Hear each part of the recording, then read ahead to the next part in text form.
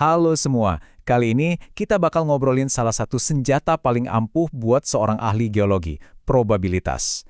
Ini bukan sekedar matematika yang rumit loh. Ini tentang gimana caranya kita bikin keputusan cerdas saat kita nggak punya semua jawaban. Dan jujur aja, di lapangan kondisi ini sering banget terjadi. Yuk kita mulai? Coba deh kalian bayangin skenario ini. Kalian lagi di lapangan, terus nemu sesuatu yang keren banget. Sepotong fosil mosasaur langka. Wah, ini bisa jadi penemuan besar. Tapi masalahnya, budget dan waktu kalian terbatas. Kalian harus mutusin mau fokus gali di mana buat nemuin sisa kerangkanya. Nah, disinilah probabilitas bukan lagi cuma teori, tapi jadi semacam kompas buat penemuan kalian. Dan ini dia dilemanya. Fosil itu ternyata terbawa arus dari salah satu dari dua cekungan. Cekungan pertama gede banget, luasnya 18 mil persegi. Yang kedua lebih kecil, cuma 10 mil persegi. Mungkin secara naluri kalian langsung mikir, ya jelas dari cekungan yang lebih besar dong, kan areanya lebih luas. Nah, itu pemikiran probabilistik. Tapi, itu baru awal ceritanya. Biar bisa jawab pertanyaan tadi dengan benar, kita harus paham dulu apa itu probabilitas. Gampangnya gini, probabilitas itu cara kita untuk ngasih angka pada ketidakpastian. Jadi, daripada cuma bilang, kayaknya mungkin, atau kayaknya nggak mungkin, probabilitas ngasih kita skala buat ngukur seberapa besar kemungkinannya. Ini mengubah firasat jadi data yang bisa diolah. Skalanya juga simpel banget, cuma dari 0 sampai 1. Kalau probabilitasnya 0, artinya kejadian itu mustahil. Kalau 1, itu udah pasti banget terjadi. Nah, semua hal yang nggak pasti dalam hidup ini, entah itu cuaca besok, atau kita bakal nemu minyak di sumur bor berikutnya, nilainya ada di antara dua angka ekstrim itu. Oke, pertanyaannya sekarang, gimana cara kita nentuin angka antara 0 dan 1 ini?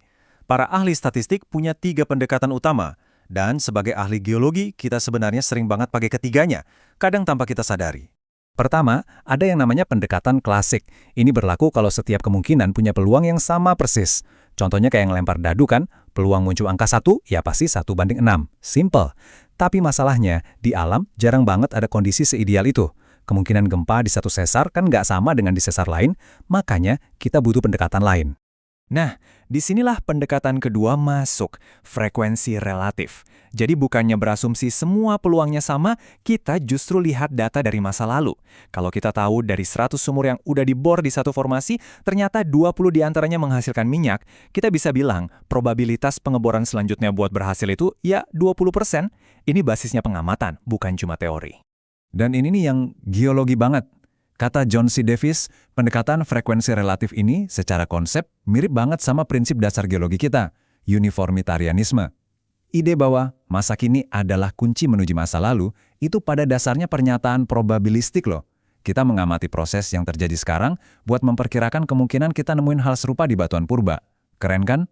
Terakhir, ada pendekatan subjektif. Ini kita pakai kalau kita benar-benar nggak punya data masa lalu sama sekali.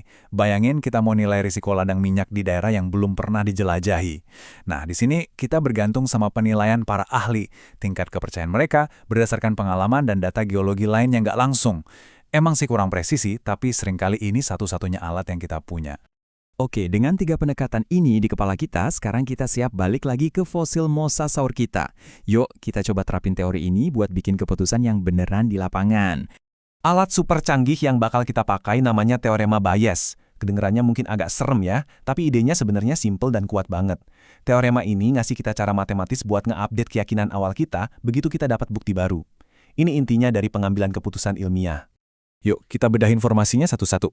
Awalnya kita cuma lihat luas area kan? Probabilitas awalnya cekungan besar punya peluang 64%. Tapi begitu kita turun ke lapangan, kita nemu data geologi baru yang super penting. Kita tahu mosasaur itu reptil laut kan?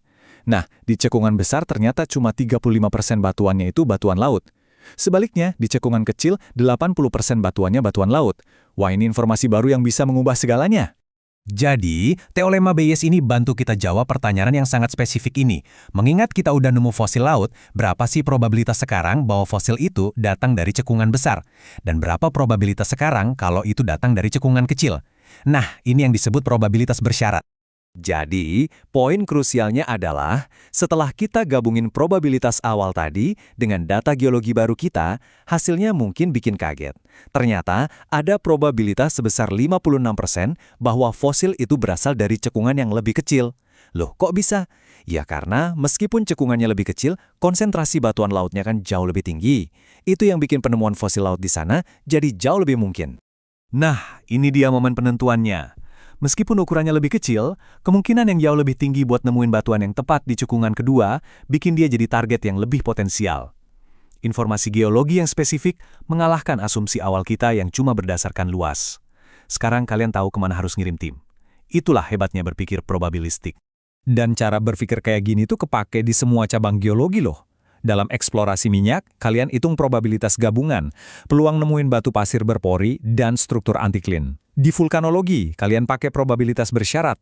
Apa kemungkinan letusan, mengingat kita deteksi ada tremor harmonik. Setiap cabang geologi pakai bahasa ini buat ngukur ketidakpastian. Jadi, apa sih kesimpulan utamanya? Probabilitas itu bukan cuma soal lulus ujian statistik yang bikin pusing, ini tuh soal mindset, cara berpikir yang fundamental buat setiap ahli geologi yang efektif. Di dunia geologi kita tuh hampir nggak pernah dapat kepastian 100%. Pasti ada aja data yang kurang. Nah, berpikir secara probabilistik ini memungkinkan kita buat ngambil ketidakpastian itu, mengukurnya, dan mengubahnya jadi risiko yang bisa dihitung. Ini bikin kalian bisa mempertanggungjawabkan keputusan, mau itu di mana ngebor, di mana ngegali, atau daerah mana yang jadi prioritas, pakai logika dan data, bukan cuma sekedar firasat. Jadi, saya mau ninggalin kalian dengan satu pertanyaan ini.